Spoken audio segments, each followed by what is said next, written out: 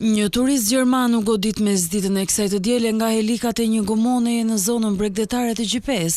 Policia e Vlorës sqaroi se turisti ishte zhytur jashtë perimetrit të sigurisë, ndërsa drejtuesi i mjetit, 27 vjeçari Krenar Velaj, rezultoni pajisur me dokumentacion të rregullt dhe lëvizte me mjetin e tij lundrues në rrugën detare të përcaktuar për mjetet lundruese, si ato të peshkimit, por edhe ato turistike. Ngjarja e rëndë ndodhi rreth orës 13:49 minuta, ndërsa turisti gjerman 47 vjeç i zhytur larg zonës së përcaktuar dhe pa masa mbrojtëse, mësohet të jetë goditur nga helika në shpatull dhe në këmbë. Ndihma e parë këtij të fundit i është dhënë nga vetë drejtuesi i gomones, i cili ka njoftuar edhe policinë kufitare. Turisti i plagosur është shoqëruar fillimisht drejt spitalit të Himarës dhe më pas me helikopter drejt Tiranës. Policia e Vlorës ka bërë sa kaq shoqërimin e drejtuesit të gomones, duke nisur edhe marrjen e tij në pyetje, bashkë me disa dëshmitar në ngjarje, që raste të tilla të mos përsëriten. Policia apelon për çdo turist që zhytet për sport apo edhe për peshkim